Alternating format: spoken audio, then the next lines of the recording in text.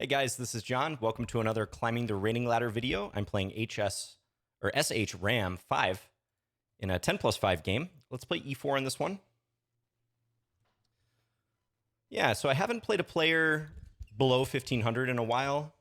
16, 15, 1400, whatever, that sort of range. So they play a Sicilian. I'm going to go with, played a lot of Alapin. I just played an open Sicilian in my last game. How about we go with a closed Sicilian? Yeah, let's go knight c3. This is a pretty good weapon, I gotta say, guys. Let's play g3 now. Go bishop g2. Another weapon that I think is completely viable, especially below 2000. I'm not going to make an effort to stop b5 because I do have my bishop lined up with this rook on a8. Feeling pretty good about that. Speaking of feeling good, I hope you all are well. Yeah, so black is adopting like a Sicilian Khan setup. They're playing as if we're going into an open Sicilian, which is understandable. A lot of players don't necessarily deviate much when you play something like closed or some line where you're not making contact with the center pawn right away and they're not taking. I do think the queen on c7 may not be optimal for them, but let's find out. Just go d3. I'm going to look to develop my king side very soon. Maybe f4, knight f3 castles as a baseline here. I could try to also develop the knight through e2. But I'm going to play f4. I feel like I'm justified in doing this, given how black has developed. Even though I'm somewhat weakening this diagonal, I don't see a way black can clearly take advantage of that. And it might be nice to have this idea of e5. Okay, knight f3. You can already see that the way I'm positioning my pawns, I'm dominating some of the squares on the 5th rank, more tilted towards the king side. Okay, bishop d7, let's castle. Maybe black will go long. It's possible that they'll decide to castle on the queen side. Bishop d7, another one of these moves that, although it is a developing move, I don't think the bishop is much better off here than it was on c8. A lot of times it's worth it to try to get it to b7 into a fianchetto position in the middle game. Okay, knight f6. Now I'm already thinking about some aggressive intentions. f5, maybe queen e1 and e5, break in the middle. f5 is a potential pawn sacrifice if black decides to take, but I know from experience these positions can open up nicely for white. I'm just trying to envision how I might continue from there. Yeah, I've seen a lot of games where white goes f5, and if there's a trade here, knight g5, bishop h3, some combo of that. So let's say if takes, maybe I go bishop g5. Look to capture this knight on f6. Play for rapid development. So f5, queen e1 if I want to go for e5. I'm not terribly taken by e5, though. I don't know that that's going to yield me a whole lot. Although, then again, if I kind of catch white with their knight drifting around, maybe that could work out. Then I need the queen e1 preparatory move, or do I? Because after a mass trade, I would win the b7 pawn. My opponent has their full time. I'm below 8 minutes, so I want to make a decision pretty soon here. Could also play for knight h4, by the way. Not a bad idea. You know, I think I'm going to go with this f5 idea at the end of the day, though. I just feel how black has played this, it would be risky for them to try to win a pawn. And indeed, black goes e5. Maybe we'll look after the game what could have happened if they had taken. So thing that jumps out at me immediately here is if I go bishop g5 and then take this knight and install my knight on d5. That I think is a good default plan. I could also play h3, try to go for a kingside storm. Let's keep it simple. Let's play bishop g5. This d5 square is just such a glaring weakness now. We might be venturing more into strategic territory at this point. On bishop e7, I might not even take this knight right away. I'm actually thinking of pivoting back to d2. I think I'm going to do that. I have designs to go knight c4, knight e3, and get both knights pointed at that d5 square. Okay, and b5. So black does finally play this move. Maybe now I can play bishop takes f6, followed by a4, and look to get this knight to d5 thereafter.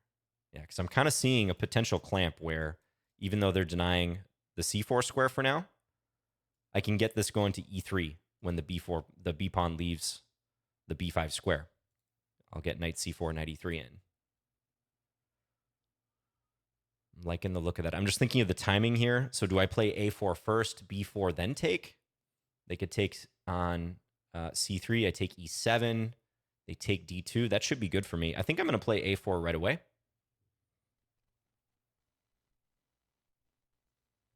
Take a sip of coffee here. I got back on coffee after taking a break for a little over a week. I'm kind of undecided what I'm going to do. I might continue the no caffeine streak or try to start it up again at some point.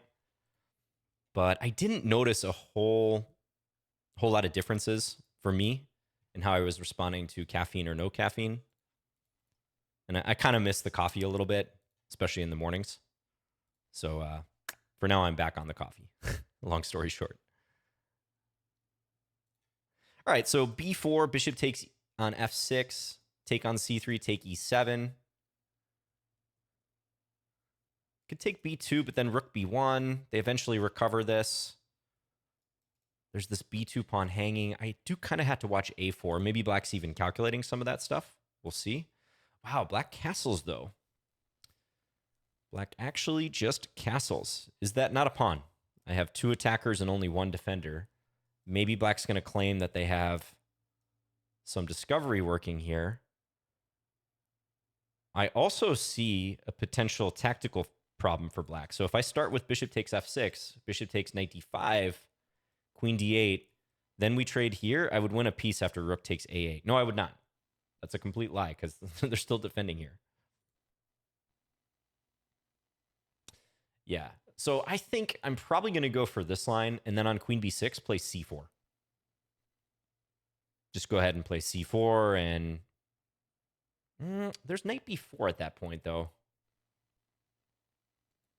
Okay, maybe it's possible for black to do what they're doing and just ignore me. Ignore the attack. Yeah, I'm going to take f6. I don't know. I don't like the direction my calculations were going with this. So let's go back to the original plan. But black did kind of win that small battle, if we can call it that, of whether b5 was hanging. Like black basically tried to call my attack on b5 and say, hey, I don't think that's a real attack. All right, but what I mentioned could happen here. So if I play a takes b5, a takes b5, rook takes a8, queen takes a8, I can take on f6 and give black those damaged pawns. How much is that worth, though? I can play queen g4 check at that point, king h8, queen h4. But what's the follow-up? It's like I need one more piece in the mix. I need a knight somewhere good. Yeah, this is a sequence I'm tempted just to bash out here and kind of play by inertia. But I'm looking at this resulting position, let's say king g7 there, and just wondering where my next attacking move is coming from, because I don't quite see it, because my bishop, knight, and rook aren't really participating. Ah, okay, I do see a route, though. Okay, I'm going to go for this. Let's play this. By the way, if I take on f6 first, black takes with the queen, and the other rook guards the rook on a8. Yeah, let's take here. Now, this is a fork, but black easily defends, right? Queen b7 or queen a5. So let's take. And now I'm going to give the check. So long forcing sequence. And I'm going to go here. And let's see what black does at this point. King g7 is what I was mostly focused on. Black could also play queen d8, but queen d8 strikes me as very passive. They play that move. Okay, so how to continue the attack? Or do I want to switch sides and maybe go this direction? I think that's a viable option too. Maybe rook a1 with an eye towards playing knight f1, knight e3, and then getting to d5 or g4. Trying to improve all these pieces. I see that black's knight might come in here, but I always have the move c3. So I don't feel like I have to sweat that in the short term. Yeah, let's go rook a1. Take the only open file in the position. Trying to move a little quicker here. We do have the 5-second increment, but I don't want to get too low. If I lose this game, guys, I lose 119 rating points. And a win is worth 0. Draw is only minus 59 rating points. So it wouldn't be a nice change to my rating to see a loss here or a draw. Okay, knight d4. Now, I was thinking about simply c3 here. I don't see a reason not to play this move. This square's covered. There's a check here, but the knight's going to get trapped at that point. Kind of feel like black's bluffing with a lot of these moves, you know? Like, I don't get the sense there's a ton of calculation substance behind these decisions. They're obviously playing very quick. So that's a typical move that looks kind of threatening and looks natural, but when you put the question to the knight, where is it actually going? Knight c2, I think, is the only principled move to play, but that looked risky too because the knight might get caught. So yeah, black just does retreat to c6. And I like this knight maneuver, knight f1, knight e3, and trying to work into the square. d5 especially, but maybe g4. So I got an eye towards playing that. Do I have to worry about c4 for black? I don't think I can justify sweating it at this point. I just want to improve my pieces. So let's go about doing this. I'll deal with c4 if it actually happens. There is only one check coming here, and I can easily tuck my king away. Okay, rook g8 makes sense. Probably trying to come to g5. Don't think this is going to interfere with my plan. So let's play knight e3. You can really see how I'm trying to work this d5 square in this game. When your opponent has pawns on the same rank with one square in between, that square in the middle is often weak, and the pawn behind it, if it exists, is a backward pawn. So you're often trying to, if you're on the other side, occupy that square. Good outpost for a knight. This is uncomfortable for black because how do you dispute d5? If you play knight e7, you're going to lose f6 with check. And if black plays, let's say, rook g5 here, I go knight d5, knight e7, my queen is blocked, but my knight can capture on f6 at that point. Okay, rook g7, I really fail to see what the idea is here. Why would black play that? I mean, maybe they're vaguely trying to walk their king this way, but knight d5 still looks plenty good. Just double checking. There's also knight g4, but I like knight d5. Just does a little more there. Let's go for it.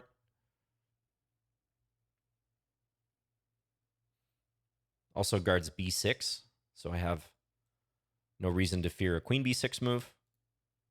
Now my rook, I know my rook looks like it's just occupying the a file and not really doing much. It hasn't infiltrated. Black is controlling a8 and a7. You know, we'd want to look at deflection ideas. Like maybe this could work in the future if, you know, I had some unstoppable mate or something after capturing on f6 to deflect the queen. But mostly this rook could be useful later if black gets caught defending my threats on the king side. Don't be surprised to see this rook like jump into one of these squares when black gets distracted. But now I think black has to suck it up and play rook g5. Yeah, because knight e7, I think I can play queen takes f6 here. Pin the knight to their queen. There's also knight takes f6 if I want to try to set up some sort of checkmate here, but I'd have to deflect their rook in the process. I think queen takes is what I'm going to do. Queen takes, and then if the knight goes back to c6, maybe take on d6. Looks pretty good. Okay, there's also taking and then maybe rook a8 to think about, or rook a7 even. Nah, let's just bank the pawn with a strong position. And due to the threat here on e7, black must play knight c6. I feel like I might even have a forced win. I'm looking at taking, knight takes, rook a8. There's rook g8, and then knight f6, and that really exposes all of the problems in black's position. I think that's the cleanest way to do it, folks. Could also take d6. There's no issues with like a discovery because their bishop can't move with check or something, but I believe I've calculated a win here. Trading queens, rook a8. Rook g8 would be forced to guard the knight. And then knight f6. That's a really nice way to attack all the pieces in black's position, forking the rook and the bishop. And the knight also remains under pressure. Okay, black does have bishop c6 at that point, though. Just taking that a little bit further. Wow, they're going to be so tied down, but somehow black is actually surviving at that point, I think. Take. There's even like knight e7. Knight e7 might be a decent move, too. But take, rook a8, rook g8, knight f6, bishop c6 at that point. It looks so dominating. Hard to tear my eyes away from that one. It's either that or go for this pawn. I'm going to go for this one because I think I'm probably going to win a pawn at some point anyways. I can probably go for d6 at my leisure.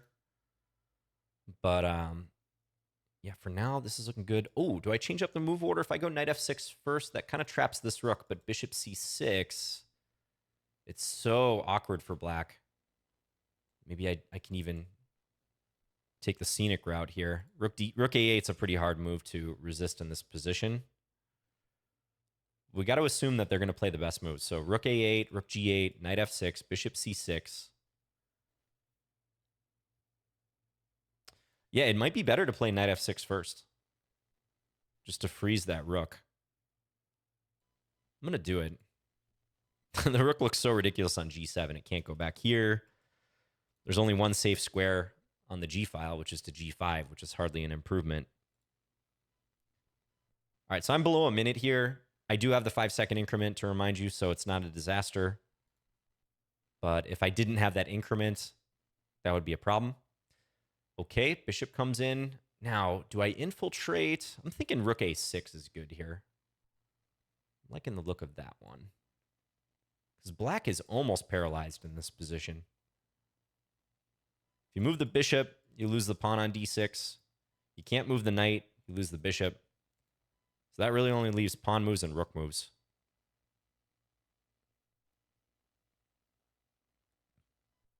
And these pawn moves are going to be exhausted pretty quickly.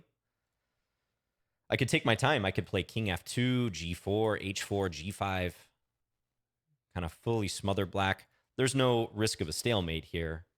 Black has way too many moves for that, but black is running out of constructive moves and moves that don't lose material.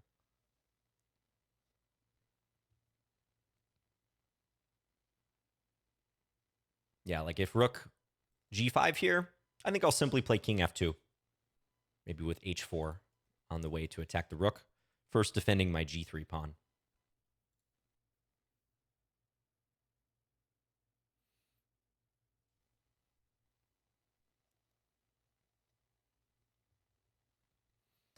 Yeah, now black's thinking a lot, but I think this is a classic case, guys, where no amount of thinking is going to get black out of this situation. You hate to say it. I'm not even going to take this pawn. But yeah, it's too little too late for black in terms of trying to squirm their way out of this already lost position.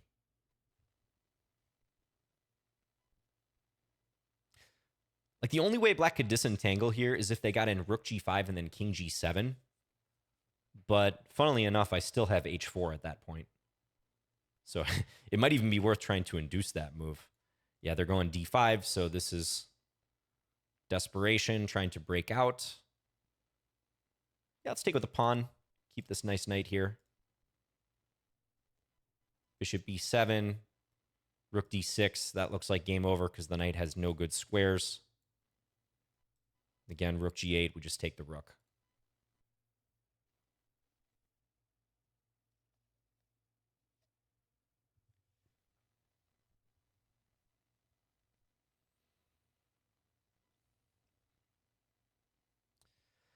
Okay, so I was able to maximize the effectiveness of my pieces. Let's tell my opponent, thanks for the game. Oh, they sent me a chat. Oh, I must have missed the chat. But yes, thank you for the game, SHRAM. If you happen to see this, I'd love to hear your comments on this.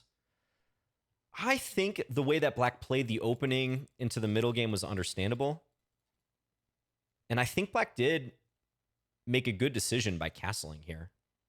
It seems that this line isn't actually that great for me. I almost went for it, playing c4 to prop up the knight, but couldn't figure out what to do after knight b4 there. We'll take a look at that. Maybe there's some move order sleight of hand I can use. Like maybe if I take here first, then take. This is better because I see now that I can actually take this pawn. Oh, there's c4. b2 might hang. Possibly black has some compensation here. So, I do feel ultimately I was working with a strategic advantage. But black needed to spend more time on decisions like queen d8. Queen d8 is very passive. I think black should go king g7 here 100%. Because they need this queen to try to create counterplay by coming into a2 or maybe to a5 to hit the knight in some cases, but mostly to try to raid these pawns. Yeah, once I got this setup going, rook coming to a1, knight to f1, working into d5, this feels losing for black. Like probably here, roundabout here is black's last chance to play rook g5 to attempt to disrupt this whole thing, but even rook g5, knight d5 feels pretty rough because I don't know that you can hold this pawn in the long run. I'm threatening queen h6.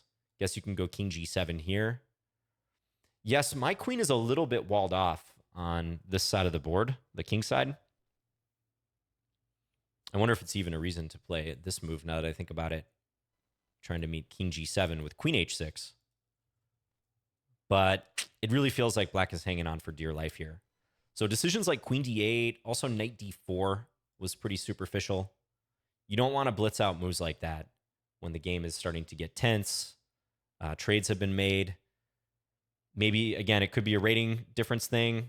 A lot of times players do adopt the mentality like, oh, doesn't matter what I do, this player's so much higher rated than me.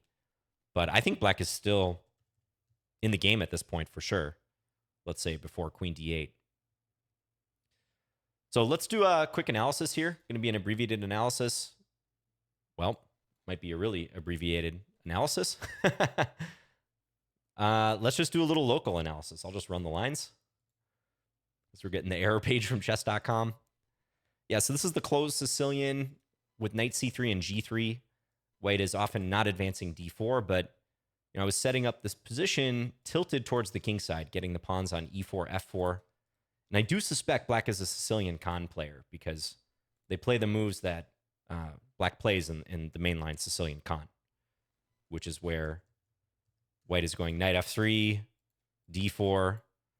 Black's putting the pawns on e6, a6, and then queen c7. But yeah, a couple of those moves that black played in the actual game, queen c7 this early, I don't think it's as useful. In the normal con, the queen has a straight shot towards the knight on c3. Sometimes can even link up with the bishop coming here. So you don't have that in this case. It's not the absolute worst move. It's not going to be completely useless, but I do think moves like knight c6 are just much more constructive and necessary here. Also, bishop d7, I would put in the same category. Yeah, castles, knight f6. I did spend some time right around here debating what to do. Okay, engine suggesting queen d2 here. I wouldn't have come up with that. Blocking the bishop. Interesting plans the engine wants to execute here. Maybe even knight d1. In general, I'm trying to tilt towards the king side, though, in a position of this type. So that's why I was thinking about queen e1, maybe looking for the central break, or sometimes the queen can pop out here later on. So I went for f5. So if takes, I was going to consider my options, first of all. Bishop g5, I think was one thing I mentioned. Yeah, let's say the game goes like this. Just kind of spitballing here. I could take and then knight d5 or rook e1. Both look decent. Hit the queen, hit the bishop, say queen d8. At minimum, I feel like I'm going to disrupt their development. Though the engine says bishop e5 here. Yeah, would have been interesting had black captured. I didn't have this fully fleshed out. Like in a classical game, I would have thought more about this f5 move. For sure. But playing by instinct, I felt like I had enough to justify it, with the center opening up a bit and black being behind in development. Okay, so black plays e5, and now I'm pretty happy strategically. Again, this d5 square is a weakness. That's a common thread in the Sicilian. maybe best for black is bishop e7 if they don't want to risk anything. Just kind of keep the pawn on e6. If take back with the pawn, always cover here. I had some vague ideas of something like this, trying to attack c8, but black can probably defend. Most certainly. Sometimes I see white repositioning the knight in cases like this, but that was probably best for them.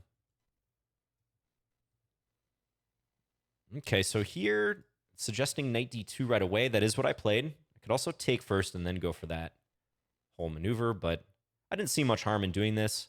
Sometimes if you wait to play bishop takes f6 or bishop takes f3 or something, your opponent will like help you by playing h6. So I was kind of hoping black would do that. And maybe I get this big clamp that I'm going for where even in the case that, let's say black doesn't hang this somehow. Well, let's just say castles or something, and I don't even take it. Maybe king here. Let's say something like this. I could potentially back this knight up with the other knight at some stage. Maybe this is a bad example, but the knights can be connected with the other one supporting the knight coming to d5. So you see maneuvers like that from time to time. But yeah, black played b5. I decided to go a4. May not be best, apparently. Again, bishop takes f6 and knight d5 is recommended. Just followed by c3. Just kind of taking it easy. Then queen h5. Okay, so still tilting in the direction of the king side. Maybe like g4, look to play g5. I could imagine something like this happening. Just kind of throwing out some moves where perhaps I can go h4 and really try to wedge black here with g5. Queen looks a little weird on this square, but g5 is coming. But yeah, a4 and black castled, which is the best move here. And I kind of hemmed and hawed. Like I wanted to try to call black's bluff if it was a bluff, but I don't know. It seems like this actually works out fine for them. But I did miss that in this line, I can take this pawn here, but I still not sure how much I like this. Yeah, I'm up one pawn, but I'm risking the position opening up. Takes a lot of the tension out of the game. I'm not playing for, strategic trumps anymore, let's say, like the long-term use of the d5 square as a focal point. So I kind of wanted to maintain my control more. So I took, then jumped in here. Queen d8. And let's see coming up, because this sequence all seemed pretty forced. Okay, it's still saying queen h5, so it doesn't want me to take the bishop yet. That is interesting. I wonder if that's because, let's say black goes here. Now I take, and because I haven't shown my cards as to where my queen is going, or with giving that early check, let's say, I have the option of queen h6. I haven't gone queen g4, queen h4. So I can actually go queen h6, and black doesn't have king g7. Yeah, interesting. How would this shape up? Queen g5. Okay, that's just a repetition. Knight f3. Will we just play for some sort of mating idea? Yeah. I might not even need the bishop or the rook. Okay, so there's some subtleties here. Yeah, queen h5 instead of taking on f6 could be played. But this seemed pretty logical. I didn't want to spend too much time. I went queen g4 check now. Yeah, it's still a possibility to go here. And best for black by far, apparently, is to go king g7, probably specifically to stop this queen h6 move. So that makes me think even more that in the game continuation, check, and then here, black should play king g7. Yeah. Best move. And I really wasn't sure what to do. I had some ideas in mind. I was thinking, for example, like g4. Let black come in here, and then somehow use the third rank to marshal my forces. Like maybe, I guess I can go g5 right away in this case. Maybe they play h6 first. Let's just say something like this. Yeah, this may not work. Check, knight f1. I was thinking something like this if I can never get the knight here and here, but maybe I have logistical problems doing that. So this would require more analysis. It'd be interesting to see how best to handle this. Apparently, rook e1 is the best move. Maybe keeping control here for longer. And then knight f1. Trying to run this whole idea. Okay. So remove the rook, but not so much to get the rook involved. I think it's to just free up the knight to go here and keep an eye a little bit longer on the back rank. You can play around with that in analysis if you want. But I really felt that was a turning point because now queen d8 is apparently the better move. But I would have tried king g7 for better or for worse because queen d8 looks just so passive for black. But let me know what you guys think in the comments. I always love to hear your thoughts about certain decisions or moves. Yeah, I liked rook a1. It's still saying queen h6. Guess it still wants to discourage king g7, but I thought this looked pretty good. Ooh, knight b4. I didn't see knight b4. Black played knight d4 in the game, but this is a better way to try to get the knight involved. Yeah, because this time, if I play c3, black can actually take the pawn. And apparently this too is somewhat better for me, but that's a much riskier decision. Giving a pawn, maybe 2 pawns. Wow. Yeah, so even when I started to feel in control here, knight b4 keeps black in the game. Very interesting. I guess I could go here, but you hate to play rook c1 after rook a1. But knight d4, again, just kind of felt like a superficial decision to me. c3, maybe black can try this. But I thought at minimum I could do something like this and then try to attack the knight. Looks like black has to get real creative here to try to justify it. Black played the knight back. And I think after knight f1, intending this whole plan that I executed in the game, this is starting to look critical for black. We're getting into +1 territory in terms of the eval. It's saying black should defend like this, trying to contest the knight coming here. King g7 to cover this square. I imagine on knight g4, it's going to say knight g8. Yeah, because I'm threatening this and also this. But it really feels like black's hanging on by a fingernail here. And I have other pieces that can come into the attack. The bishop is a hard one to get involved. Like I have put a bunch of pawns on squares my bishop might otherwise like to have sight of. But maybe in the long run, I could get it to h5 in some circumstance, like bishop f3 to h5 in conjunction with rook a7, some long-term pressure against f7. But at this point, black did not play king g7. They played rook g8. I got to run knight e3 in. Again, I think I mentioned c4 as an option. I wasn't terribly concerned about it. I thought takes, because even if black gives a check, this is still going to be a threat on f6. So let's say take, knight e3. Again, if here, yeah, I'm temporarily pinned, but I can always check and defend the knight. So rook g8, knight e3. Rook g7, I didn't really understand. I think black kind of has to either play king g7 again or maybe rook g5. But even still, rook g5, yeah, knight d5 or queen h6. Queen h6 is a move that I really didn't look at in the game, but again is strong here apparently because knight d5 is on the way and it stops king g7. And knight e7 runs into this. I might have found that. I might have been able to find that had that occurred. But rook g7, knight d5, and it collapses. Black cannot defend this extremely important pawn. And here I was debating, should I take this pawn, take the queen? Time was getting a little low. I ultimately decided to take the queen, be okay with being up a pawn, but exercising this complete control over the position, knight f6. Originally, I was thinking this. I thought this would have been a nice way to end the game. But then I noticed black has bishop c6, and the game actually continues. So this looks kind of similar, but I feel like black has more options here because they can still look to play king g7. So to me, this knight f6, bishop c6, rook a6 idea seems so nice. Yeah, if black's best move here is rook g8, just giving away the rook, that's a very good sign. Because again, they can't move the knight. They would lose the bishop if they do. If they move the bishop, they lose the pawn on d6. We saw that at the end of the game.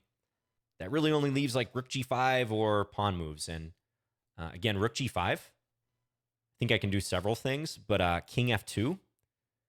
And if king g7, then h4 traps the rook. All these squares are taken away. And it's very sad for black. No coordination here. So h5 played in the game. Could take this pawn, but I thought king f2. Yeah, if they do this, I can take. Black's just really running out of stuff to do here. Almost in a complete zugzwang. They could play with these pawns, but those will get exhausted soon. Let's say c4, take, take, h4. And I think we have a total zugzwang on the board. Again, black can't move the king either. No save moves to the rook. No save moves for the king. Legal moves for the king. Moving the bishop or the rook, or the knight rather, loses material. d5 loses material. This would have been the culmination of my efforts here. So black played d5 in the game and then resigned after this with the knight hit.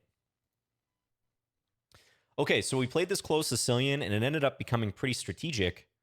But for those of you who play black in the Sicilian and you face these so-called anti-Sicilians, which are not the absolute main lines of the open type of Sicilian, be careful about some of these moves that in the open Sicilian feature prominently in your setup, but without d4, c takes d4 having been played, may be dispensable, right? So again, of the two moves like queen c7 or knight c6, I'd much rather start with knight c6. In fact, I prefer like a fianchetto situation here with this knight coming to e7. Black might not want to play this or move the light square bishop. And you can see that light square bishop for black, it came to d7 early, but it also didn't do much for the rest of the game. It was pretty passive. And yeah, be careful about these decisions like queen d8 as well, where you're deactivating a piece that would otherwise be used for counterplay. I'd say queen d8 and knight d4 are the two moves that I think black would like to have back in this game, because it's very tough after that. All right, thanks again to SH Ram for the game. Hope you guys have been well. And let me know if you have any questions or comments as usual. Always a pleasure, guys. I'll see you again soon in another video.